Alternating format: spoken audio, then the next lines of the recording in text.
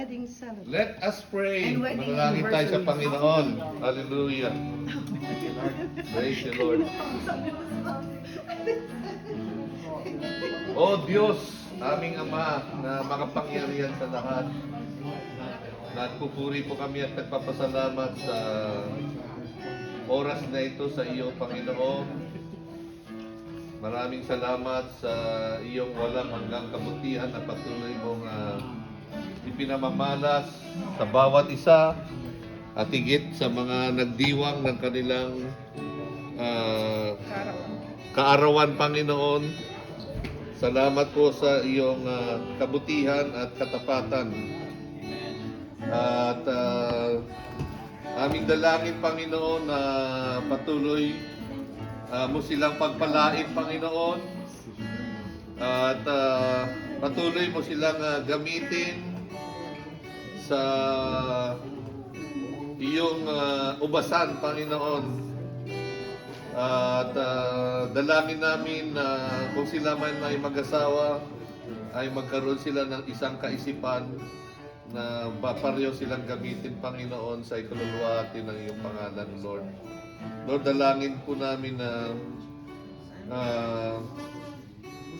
patuloy mong bigyan sila ng kauhawan, Panginoon, sa iyong salita, upang sa gayon, O Diyos, ay sila ay maging pagpapala sa mga taong nakapaligid sa kanila, Panginoon.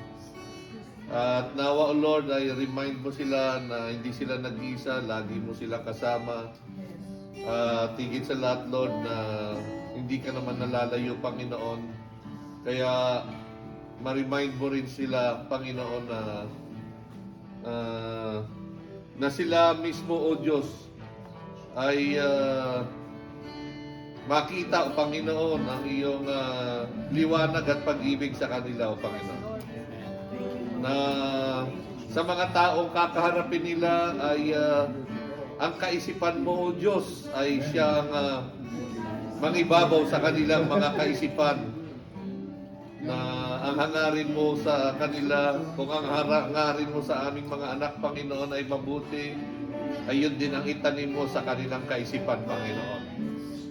So Lord, na tunay nga, Lord, na sila'y pagpalain mo at puspusin mo sila ng iyong makapangyarihang Espiritu Santo, Lord. Bigyan mo sila ng wisdom. Sabi mo nga, kung kulang kami sa wisdom, hingi kami sa iyo, Panginoon. So maraming pong salamat, O Diyos. At pagpalain mo, Panginoon, ang mga natitira pa nilang panahon, Panginoon, na ibinigay mo, na itinakda mo sa kanilang buhay, O Diyos. Sa pangalan po ni Jesus, ito po ang aming dalangin. Amen. Amen.